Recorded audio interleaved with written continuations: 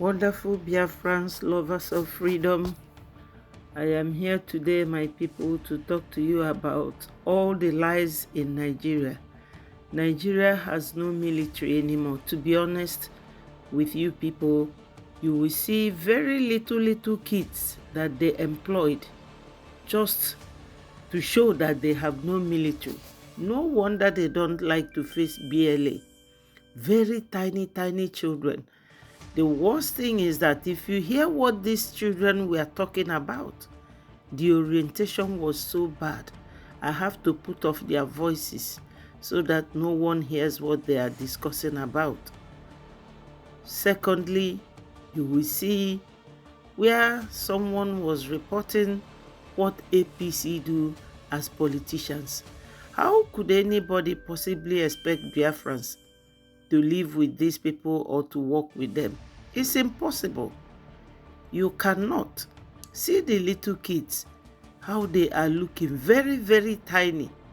Did you know that a Nigerian politician just confessed that he used to rig election during his time by writing the result before announcement? This is Tony Okocha, the former chief of staff to the former governor of Rivers State, Rotimi Amechi, from 2007 to 2015. And guess what? He was also former caretaker chairman of APC in Rivers State until recently. He openly admitted to rigging election during his tenure under Rotimi Amechi in an interview on Channels Television. He did not only confess to the crime, he also suggested that he should be compensated as a whistleblower for his confession. Please watch. Mr. Kocha, it's been said everywhere now that you yourself said it while you were you were rigging elections. Yes. Then on the issue of whether I rigged the election, I didn't hide it. I should be paid as a whistleblower. Wait, a whistleblower for rigging elections? This surprising confession has got a lot of Nigerians talking, with many people questioning why he's still working freely, despite admitting to such a serious crime, considering the fact that he is a dangerous example for future elections. And you know what? His first confession was in July, when he said that he personally ruled the result of Rivers State local government election during his time as chief of staff and handed over the result to INEC for announcement. I was chief of staff. I gave handout. Elections could be written inside chief of staff's office. It was done so in my time. We did so. We'll write the result and hand over to the commission. They will just, their business is going to go and announce. Like I said earlier, he first made this open confession in July, and till today, nobody said Pim. He is still working freely till now without questioning. God bless Nigeria. I'm asking a very pertinent question. Is Nigeria working for you? Major General Muhammadu Buhari retired, knew the solutions to Boko Haram till he finally became president. He asked ex-President Jonathan to resign because of insecurity. He cried empathetically. He promised to end Boko Haram in 3 months. But now, he's telling us he's done his best to arm the military. Why isn't he resigning? Governor Fashola knew the solutions to providing stable power supply till he became Minister of Power and darkness pervaded the land. After trying hard and giving excuses like he only plays a supervisory role, the ministry was assigned to someone else. Power grid, still they collapse. The NSAS protests were tagged insurrection. In fact, someone said Aisha Yusufu ought to be in jail for instigating violence. Then farmers were beheaded in Borno. Same person asked Aisha Yusufu to lead a protest. Aren't these people supposed to forbid hypocrisy? Is Nigeria working for any Nigerian today?